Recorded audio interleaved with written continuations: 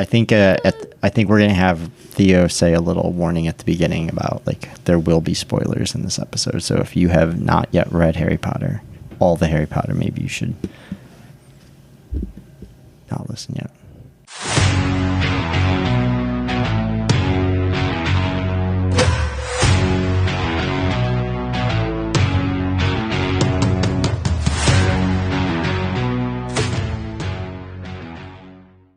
Welcome to the Family Sports Trivia Podcast. We are your hosts, Theo and Joanna. We are a mom and son duo who love playing games and trivia with the rest of our family. Each episode format consists of 2 rounds of sports trivia, and you can follow along at home or in the car. Let's get to it. This episode is all about Quidditch. This sport, created for the Harry Potter universe, has some unique scoring with players hitting balls into goals and also players catching the golden snitch. For this episode, our contestants will alternate questions, and we encourage those of you following along to either play adult versus kid or combine your powers to try to beat our contestants' total scores. The first round has questions worth 1 point each, and the second round has questions worth 2 points each. Each contestant will answer 5 questions per round. Today's contestants are Dad Chad and son Russell. Russell fell in love with the Harry Potter books in 2nd grade. Chad is old enough that he read the books as they came out in real time. I'm not sure which method of reading helps them absorb the material more thoroughly, but I do know that they've both read all of the books and hopefully know a lot about Quidditch. Both contestants were given the theme ahead of time and were encouraged to study. Daddy, how did you prepare for this episode? I didn't. Russell, how did you prepare for this episode? I didn't. Well, hopefully that's enough. Today's episode is dedicated to one of our loyal listeners, Jane, who gave us the idea for this episode. Question 1 is for Chad. What is the name of the ball worth 10 points? Is it A, the bludger, B, the quaffle, C, the snitch, or D, the football?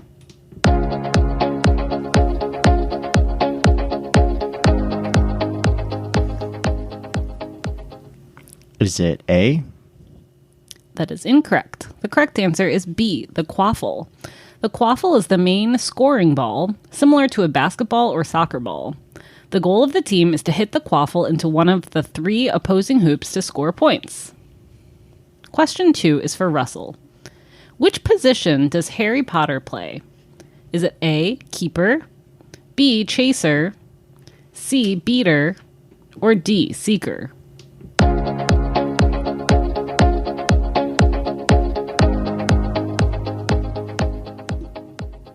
D. That's correct. The correct answer is D, seeker. Harry becomes the youngest Hogwarts seeker in a century in Harry Potter and the Sorcerer's Stone. Question 3 is for Chad. How many players are on a Quidditch team? Is it A, 5, B, 6, C, 7, or D, 9?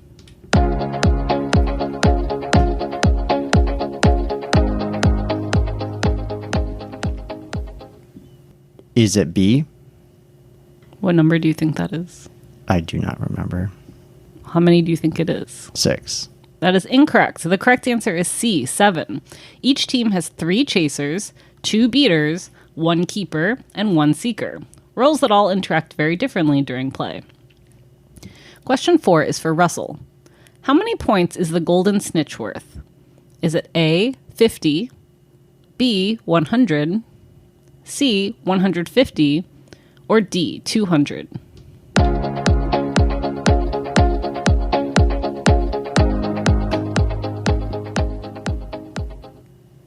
C. That's correct. Catching the snitch ends the game, but it doesn't always guarantee a win. Question 5 is for Chad. Which ball tries to knock players off their brooms? Is it A, bludger, B, quaffle, C, snitch, or D, football?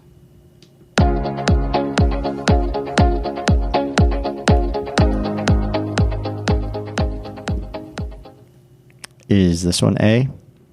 That's correct. Beaters are responsible for controlling the bludgers and protecting their teammates. Question 6 is for Russell. Which position guards the goal hoops? Is it A, seeker, B, beater, C, keeper, or D, chaser?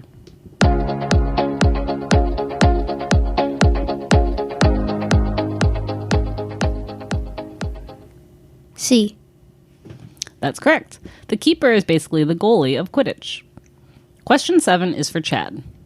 Who captains Gryffindor early on in the earlier books? Is it A, Harry Potter, B, Fred Weasley, C, Oliver Wood, or D, Percy Weasley?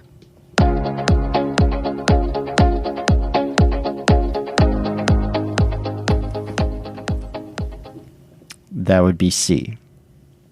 That's correct. Oliver Wood is obsessed with winning the Quidditch Cup. Later, Angelina Johnson took over as Gryffindor captain during Harry's 5th year, and he became captain during his 6th year. Question 8 is for Russell. Who is Gryffindor's keeper in later books? Is it A, Oliver Wood, B, Ron Weasley, C, Harry Potter, or D, Dean Thomas?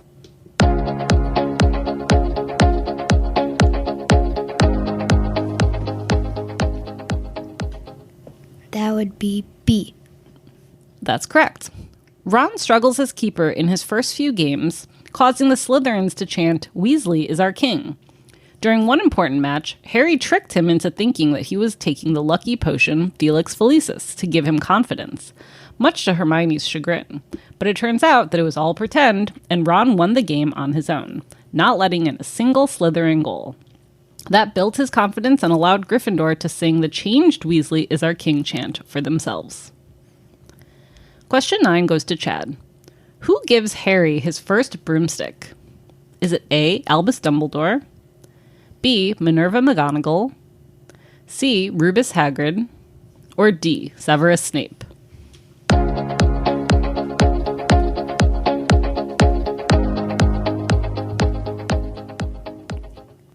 Is it B? That's correct. Minerva McGonagall. Normally, first years don't own their own broomsticks, but she saw exceptional talent in Harry, and as the head of Gryffindor, wants them to win. So she got special approval from Dumbledore to get him a high-end broom. Question 10 goes to Russell. What is the name of Harry's first broom at Hogwarts?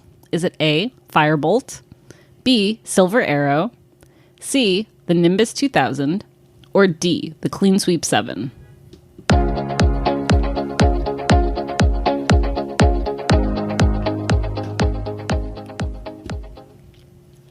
The Nimbus 2000.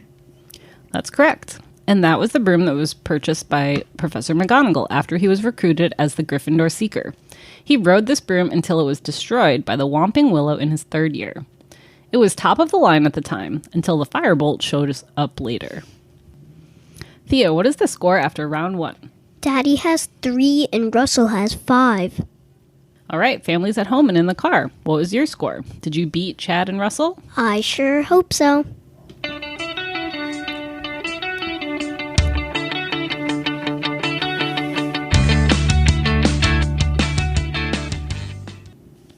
Before we get into round 2, our next segment is called the Sports Stat Corner, where we explain a sports stat related to our episode. Today's stat is the strange math of Quidditch. Quidditch might be the only sport where one player can score 150 points all at once. Here's how the scoring works. The main ball in Quidditch is the quaffle. Every time a chaser throws the quaffle through one of the hoops, their team gets 10 points. But then there's the golden snitch. The snitch is tiny, incredibly fast, and only the seekers are allowed to chase it. Catching it gives a team 150 points and immediately ends the game. That means a Quidditch match can completely change in 1 second. Imagine a team is losing 120 to 20. If their seeker catches the snitch, they suddenly gain 150 points and win the game 170 to 120. But if they're losing by more than 150 points, even catching the snitch won't save them. So unlike most sports, Quidditch isn't just about scoring, it's about timing. So seekers have to know, should they catch the snitch immediately, or should they wait for their team to score more first? That's part of what makes Quidditch so chaotic. It also creates a huge debate among Harry Potter fans. Is the seeker too important? After all, chasers spend the entire match scoring goals only worth 10 points each. while one catch of the snitch can outweigh almost everything else that happened in the game. So the strange math of Quidditch raises a fun question. Did wizards invent a brilliant sport or a completely ridiculous one? Join us next episode for our next Sports Stat Corner.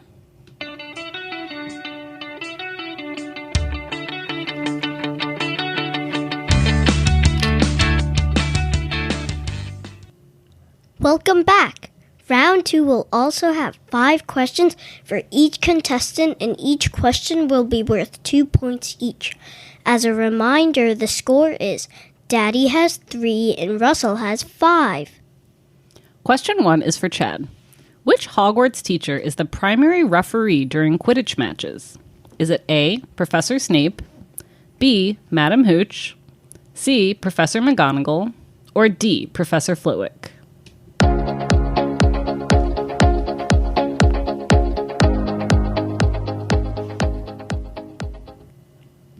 Is it B? That's correct. Madam Hooch is the flying instructor and the primary referee during matches. However, Professor Snape did referee one match to keep an eye on Harry. Question 2 is for Russell. What magical interference nearly kills Harry during a match in Book 1? Is it A, the Bludger Curse, B, a jinxed broom, C, a rogue dragon, or D, a snitch trap?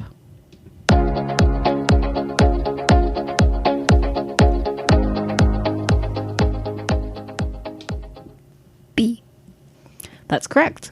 The magical interference used to knock Harry Potter off his broom in Harry Potter and the Sorcerer's Stone is an unnamed dark broom jinx cast by Professor Quirrell, who was being possessed by Lord Voldemort.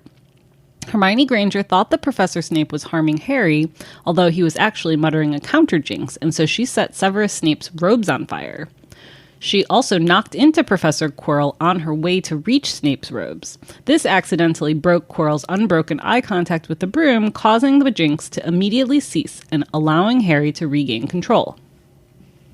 Question 3 is for Chad. What caused Harry to miss an entire Quidditch season in Book 5? Was it A, injury, B, suspension from Umbridge, C, broken broom, or D, an expulsion threat?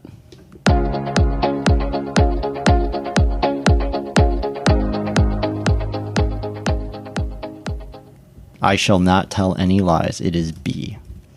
That's correct. Dolores Umbridge banned Harry, Fred, and George after a post-match fight. Question 4 is for Russell. Who replaces Harry as Seeker when he's banned? Is it A, Ron Weasley, B, Dean Thomas, C, Neville Longbottom, or D, Ginny Weasley?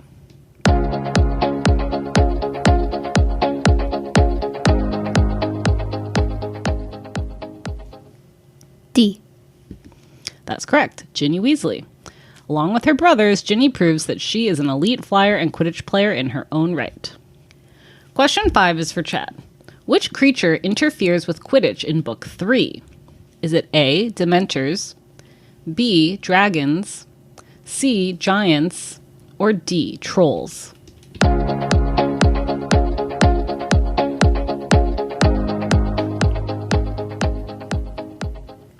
That's my favorite book. That is A.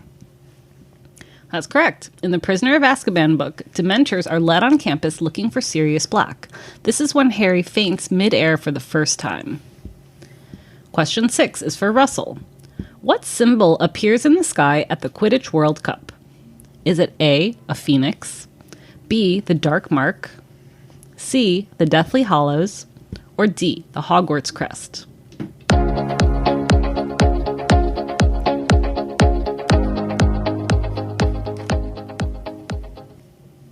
B.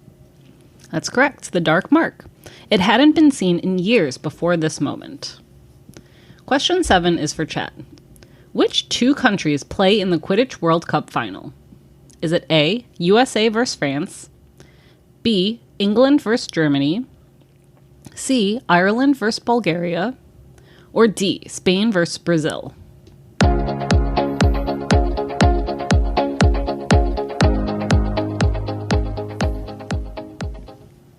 Ooh, I do not remember. I am going to have to guess C? That's correct. Ireland versus Bulgaria. This takes place in Harry Potter and the Goblet of Fire. Ron and Harry are cheering for Ireland even though they are obsessed with the Bulgarian seeker. Question 8 is for Russell. Who is Bulgaria's seeker? Is it A, Viktor Krum, B, Grigorovich, C, Dolohov, or D, Karkaroff?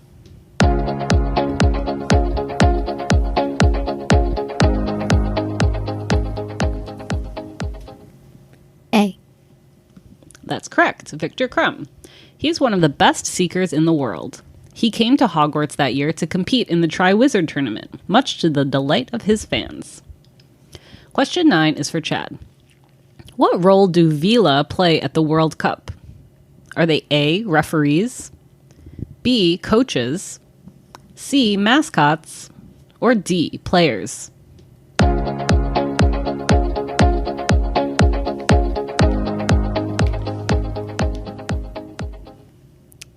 Is it C? That's correct. Vila can magically enchant spectators, causing chaos. They hypnotize people with their beauty. The Vila enchant spectators into doing ridiculous things. And our final question is for Russell. What is unique about the World Cup Stadium?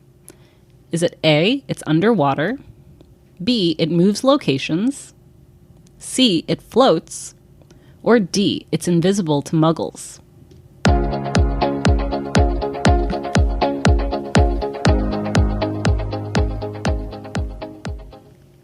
D. That's correct. It's invisible to muggles. Wizards use massive enchantments to hide it. Thank you so much to our contestants. Theo, what was the final score? Daddy has 13 and Russell has 15. Perfect score. Wow, it took Harry Potter Quidditch trivia to get the first perfect score. Well, until next episode, Russell will have bragging rights in our home. Thank you all for joining us, and we hope you'll tune in for our next episode. All right, really quick questions for our listeners. I'm sure they're going to want a couple of answers here. First off, I will start with Theo. Theo, so far from the movies and books of Harry Potter that you've experienced, what is your favorite one? Book 3. Cool. Russell, which Harry Potter book is your favorite? The Beetle and the Bard. And why is that? Because it's underrated. And Joanna, which book is your favorite and why? It used to be Prisoner of Azkaban. I used to love that book when they first came out. But after multiple rereads, I think book 7 is actually now my favorite. It's the most adult and has a lot of heavier themes. Very emotional. Okay. No, wait. I don't know. Maybe Half-Blood Prince. I think at the time, book 6 was the most shocking and revealed the most about multiple characters. Good twists. Good twists. Yeah, 6 probably was the most unpredictable and had the most... It was very sad. Yeah, very sad. But book 7 had the most action. Chad, what's your favorite book? I guess you already said it was book 3. Yeah, I already said it was book 3. I think that one was where things kind of changed. It became a little bit more of an adult book series, and also just gave a lot of hope. Had a good twist at the end, and also gave a lot of hope because it gave Harry a family, and that was kind of sad. All right, next question.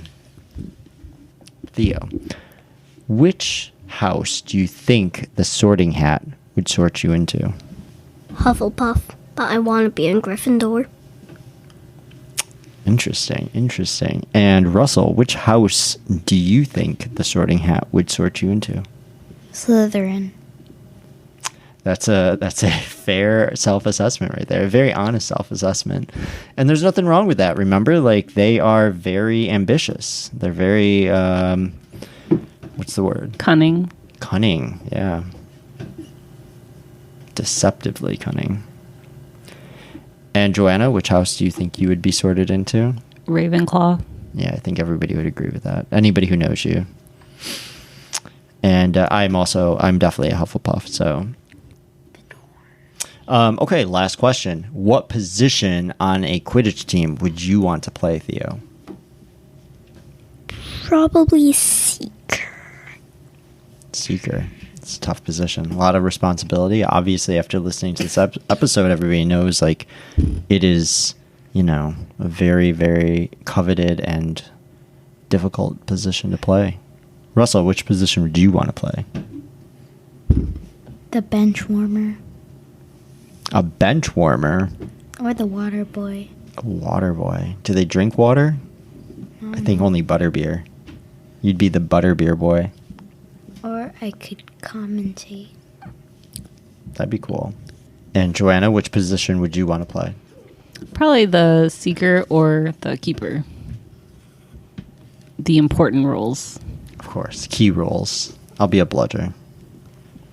A bludger is a ball. I mean, I'll be the The beater? the beater. I'll He's be a a beater. bludger. I'll be a beater. I still Roll haven't learned. yourself into a ball and get ready to be hit by a stick. I'll be a At least I think it's a stick. I'll just be a spectator. I think it's a stick. Well, thank you to everyone, and thank you to our host. Thank you for listening.